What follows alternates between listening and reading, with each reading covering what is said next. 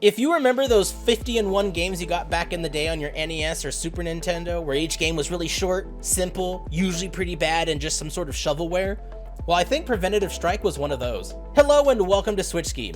I am on a journey to review all 250 plus games in my Switch collection. Today we're looking at a game that I didn't even know I owned called Preventative Strike. Apparently, I got it for 100 gold coins, so I guess it was on sale, and at the time I figured I might as well try it.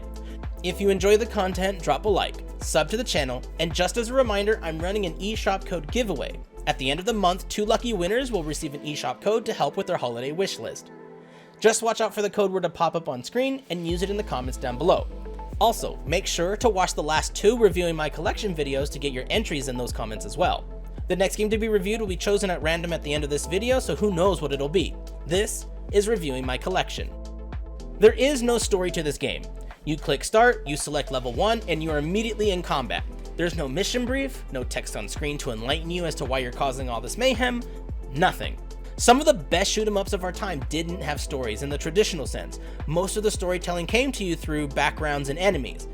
But it's a generic helicopter, fighting generic tanks, generic missile launchers, generic trucks. So even then, you can't get anything out of it. For story, we have a fat goose egg. Gameplay in Preventative Strike is okay.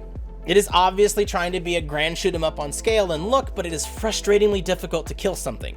Now the game isn't hard, but in most shoot 'em ups, the biggest thrill you get is hammering away at a huge army, flexing your ship's guns, decimating wave after wave of combatants. Most of the time, unless it's a mini boss or elite enemy, they die in one hit. Not in Preventative Strike. Every enemy takes buckets of bullets to take down. Your only real hope are your missiles, which are seeking, thank God, and even then, those are limited. Another aspect of shoot 'em ups that make them so great are the bullet hell component. You have to dodge everything on screen because in most cases, one hit and you're dead. But the thing is, if you're a skilled enough player, you can avoid getting hit, and that was the fun of it. That was the thrill, finally beating the boss, because not only did you beat him down with your guns, but you also had the skill and patience to dodge all their shenanigans as well. Well, Preventative Strike does away with this completely. It lets you get hit multiple times, which on paper sounds great, until you realize that no matter what you do, you're gonna get hit. Sure, there's gonna be players on the fringes who say that they never get hit in this game, but for the average player, you're gonna take your fair share of damage and homing rockets to the face. It's beyond frustrating, because your helicopter is so big, it's difficult to move it around enough to avoid these oncoming bullets.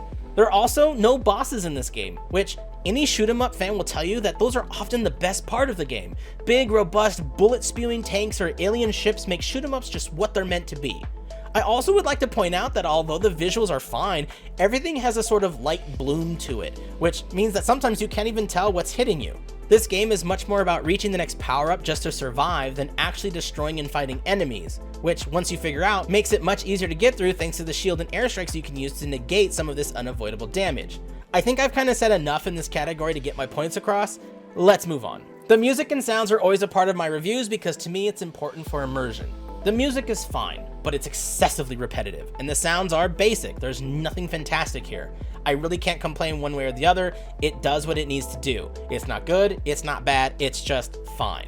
The game is on the eShop right now for $2. If you have a few gold coins laying around and want to give it a try, go ahead. It has 4 levels, each can be beaten rather quickly, so replayability may not be there either. I honestly can't even say it's worth $2. I apparently got it on sale for $1, and maybe then I could justify it. It's just so cheap feeling in terms of gameplay, and it's a hard sell even at that low cost. Overall, this review has been a doozy. I didn't even know I owned this game, and when it popped up on the wheel, I was like, what the heck is that? Well, now I know, and now I uninstalled it. It's not the worst shoot 'em up that has been ever made, and for $1 or $2, you might find some enjoyment as a toilet seat game here, but overall, there are so many better shoot 'em ups out there that this one is a real hard pass for me. Number 3 in the reviewing my collection series is done. It's a rather short take on a rather short game. Let's take a quick look at what's next. All right, now that we got that junk out of the way, let's see what we're playing next time. Hopefully it's something good, considering that was unbelievable. Let's see what game we got for Friday. Looks like Empire of Sin. Empire of Sin. I have played about an hour of this game before. I really liked it, so I'm actually really looking forward to get more in depth into it. I guess I'll see you guys on Friday with some Empire of Sin. Until then, you guys have a great day.